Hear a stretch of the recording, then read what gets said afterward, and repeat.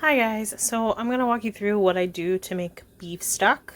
So what I did today was I went and got some beef bones. There are a variety of different types of bones in here. They roast them in the oven for an hour or so. We're going to season them with some salt.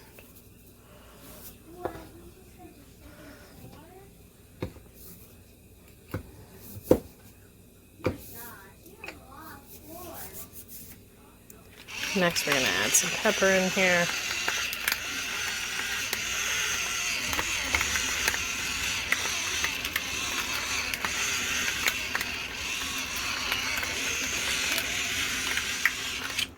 I like my beef stock a little bit spicy, so I added quite a bit of pepper on there. So next I'm going to just pop some onions on the top. Okay, so what I'm going to do is I'm just going to take a bulb of garlic and slice through it, and that can roast with this. You have the onion, so I'm not going to do too much of this other than cut off the ends and kind of quarter it up. Peel off these, and I'll just kind of stick them in randomly.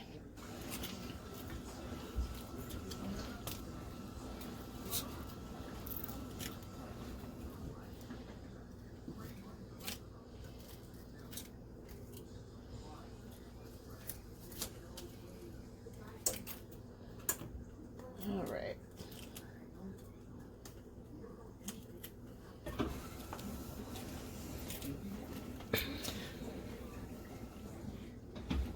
I'm also going to drizzle a little bit of EVOO, so extra virgin olive oil, on the top of this, and I'll rub it around. I'm also going to sprinkle a little bit of thyme on the top here. This is thyme from my garden, so it's actually quite fragrant. And we're at 400 degrees, so I'm going to go ahead and pop this in the oven. Okay, so I put a little bit of butter down into my stock pot, which is actually my pressure canning pot. Down there, and then we're going to put in the Holy Trinity: onions, celery, and carrots. I don't worry about peeling the carrots for this because it'll turn out just fine. You're going to chuck them anyway. So when you do this, it's really nice if you can get the celery leaves in here. They really do bring a nice flavor to the stock itself.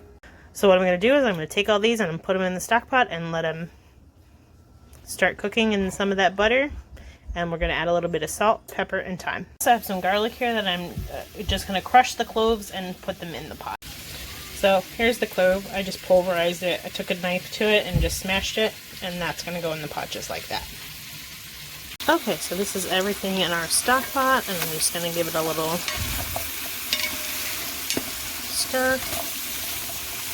And we'll let those cook for a bit. I'm going to season them.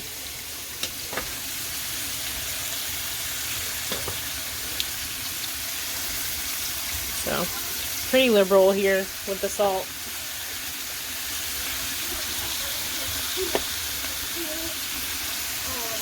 Pretty liberal with the thyme. Put in however much you think you should. I wing this every time. This is always a recipe that I've done for a long time. I didn't get it from anywhere. I just kind of played with different things and figured out what worked for me. And this is just what works for me. You definitely can tweak it any way that you like. But I wanted to show you guys what I do.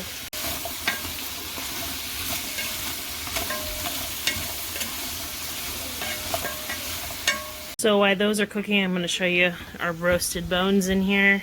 Sorry for the screen. But they look and smell absolutely amazing. So I'm very fortunate to be able to have a Berkey filter. So I live on city water. And what I do is I put the water in the Berkey filter and then use that filter water to make all my stocks with. So I'm just going to open this and let it fill up while the vegetables are cooking down. I'm also going to add a little bit of savory. So this is what it looks like, and it smells amazing. So we're just going to sprinkle that guy in here.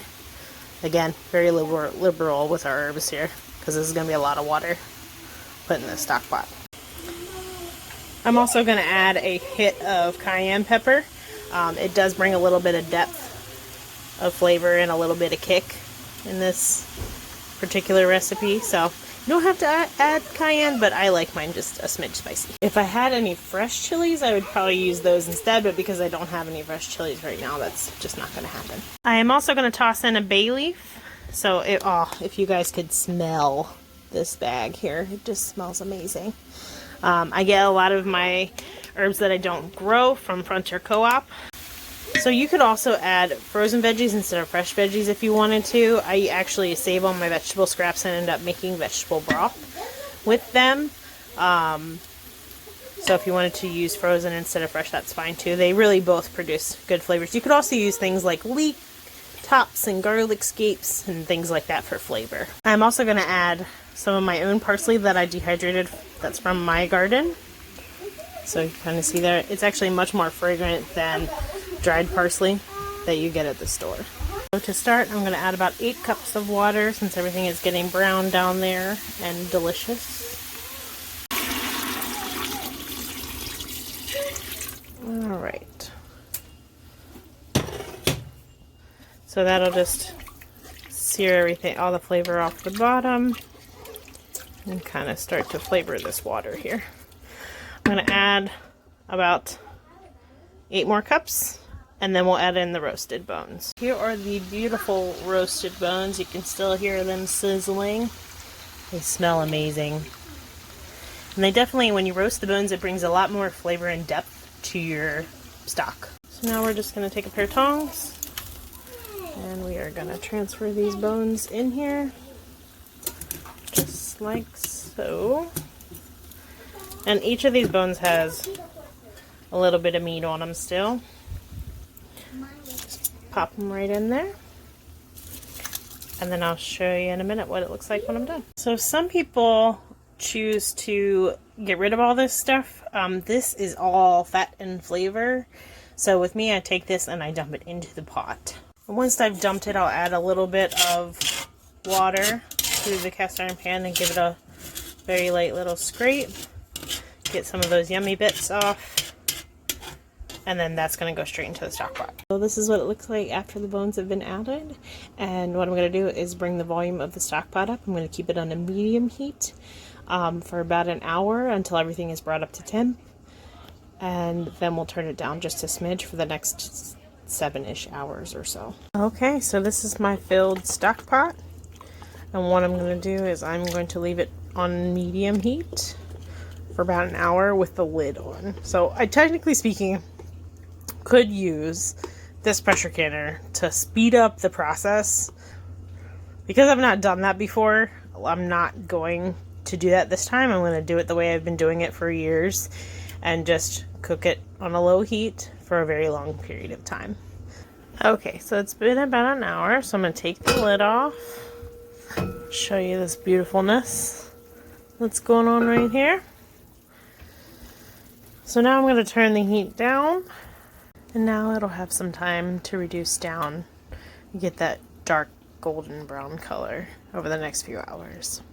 Okay guys, so we're about 7 hours in to the process. From looking at this, just from eyeballing it, it's a little bit too light still. So I don't know if you guys can see this here when I stir it up, but it's not quite dark brown yet. It's still really a light brown color. So what I'm going to do is go at least a few to up to 8 more hours longer and see how dark we can get it. I don't know if you guys can see here, but there's also a layer of fat on top here. So what we're going to do is skim some of that off. There's a little bit of scum going on, but not very much. So we're going to get all those things off. So to skim the fat, what I'm going to do is take a ladle. And I'm just going to go to the side here. Just barely dip down into the broth. And the fats actually will strain themselves into the spoon. So we're just going to skim the rest of the fat off and allow this to reduce a bit longer. So this is what it looks like after I've skimmed off the first layer. You can see it's a golden brown color right now. There's still a little bit of fat up in here, up around the sides. We'll still see some more fat and maybe a little bit of scum as well the longer that it sits here.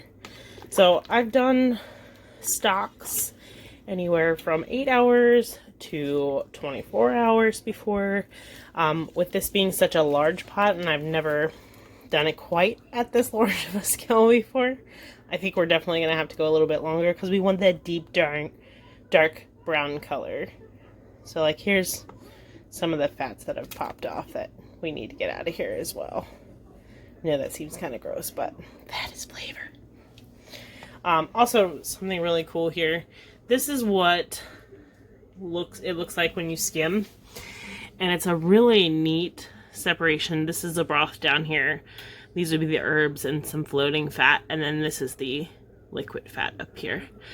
So it's the next day, and I have removed most of the bones and vegetables. You can see it reduced down by half. I lost quite a bit. You can see how much darker it is today, though. At least I hope you can see how much darker it is today. It's a dark, lovely dark brown color. So you technically could let this go for another day and it would get super dark brown, but I'm okay with what it looks like right now. And I love the flavor that it produces when at this stage.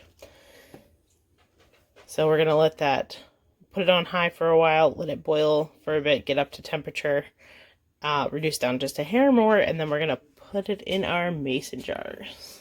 Alright, so this is the final product and we're going to start jarring it up. Okay, so we have our clean jar, we have our little funnel, we have this over top, and what I'm going to do is just scoop out a little bit of ladle out of here and slowly ladle it in. There's still some onion and things that are floating around in the broth, so we want to get those things out by doing this.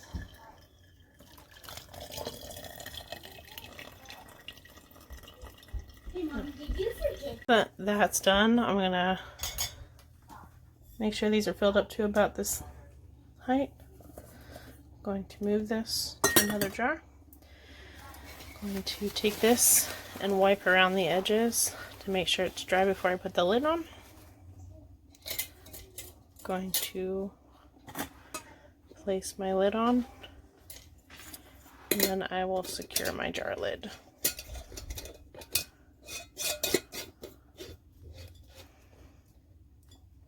And we're going to wait for the ping, and then we're going to put it in the freezer. So we got 6 beautiful quarts of beef stock. It's nice and brown, as you guys can see. And I'm going to let these ping, and then they're going to go in the freezer. So this is my method for doing it. I have not pressure canned these yet, but I will be doing that here in the next few videos. So stay tuned, and please like and subscribe. Have a good day, guys.